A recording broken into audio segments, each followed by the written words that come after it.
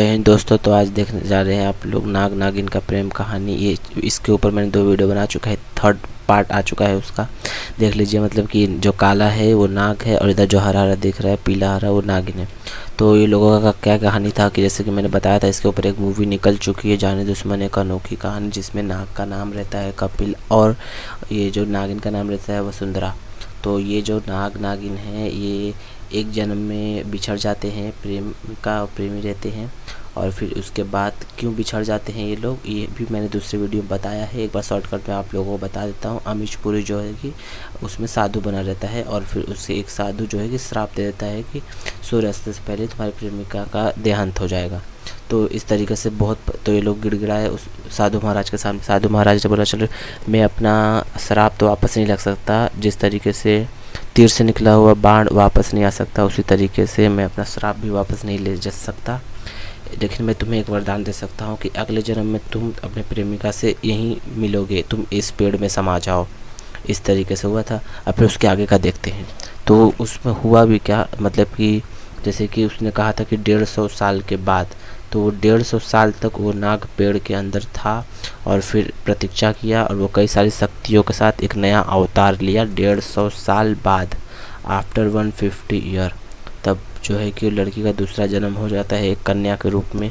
मतलब वो नागिन के जानवर के रूप में नहीं आती नाग नागिन के, बल्कि कन्या के रूप में, एक इंसान के रूप में उसका जन्म हो जाता है। और फिर उसके बाद जो है कि अब उसका याददाश्त तो रहता नहीं, लेकिन जो नाग रहता है उसको तो पता है, वो तो उसी जन्म का है, लेकिन जो नागिन रहती है उसका याददाश्त नहीं आता है। और उसका नाम रहता है कल्पना नाम रहता है उसके अंदर। वो तो उसके अंदर नाम रहता है वसुंधरा नागिन, जब पिछले जन्म में। लेकिन जब वो ये लड़की के रूप में जन्म लेती है तब इसका नाम रहता है कल्पना। और फिर उसके बाद जा कर के ये जो है कि याद कराते कराते याद नहीं आता है जल्दी, फिर धीरे धीरे करके एक बार होता क्या है कि वो लड़की कमरे में ये सांप, मतलब कि इच्छाधारी सांप था नाग, तो एकदम मोटा था, बड़ा सा, तो हल गया कमरे में ही खिड़की के रास्ते से। तो लड़की देख के एकदम से डर गई। फिर वो जो है कि सांप आधा इंसान का रूप ले लिया और आधा सांप का।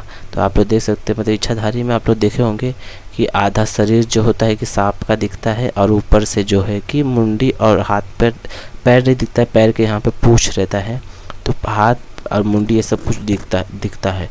देख के एकदम घबरा जाती। फिर धीरे धीरे करके, मतलब कि एक गाना रहता था, एक गाना है जिसका नाम है आजा आजा, ये जो गाना है उस मूवी का है। तो उसके अंदर जब जब गाया जाता था तब ये लड़की मतलब अपने आप से दौड़ के उस पेड़ के पास पहुंच जाती थी, जहां पर उस नाग को ऋषि मुनि ने वरदान दिया था। और ये वही पेड़ है जिस पे उस लड़के ने, उस नाग ने जो है कि 150 साल प्रतीक्षा की थी कि जो मेरी वसुंधरा है प्रेमिका, वो मुझे पिछले जन्म में मिलेगी, इस तरीके से। और फिर साधु महाराज ने ये भी कहा था कि तेरा अंत, उस नाग को कहा था कि तेरा अंत उसी मनुष्य के हाथ होगा जिसमें ईश्वर की दी हुई सभी शक्तियाँ होंगी। और फिर जो होता है कि बाद में याददाश्त आ जाता है लड़की का, क्योंकि वो गाने के जरिए ही आता है। अब ना जमी होगी ना आसमां होगा, इस गाना है आजा करके, नाग नागिन, बहुत चला है ये गाना।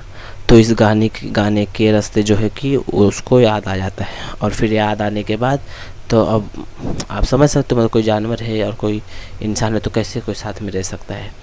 तो अब नाग तो बोल रहा था कि पूर्णमासी की रात है, तो हम लोग जाएंगे भोले बाबा को मनाएंगे, कहेंगे कि नाग बोल रहा था, मैं कहूँगा कि मुझे इंसान बना दो या फिर इसे नाग बना दो, मतलब हम दोनों को एक जीवन चाहिए, तो अलग अलग जीवन नहीं।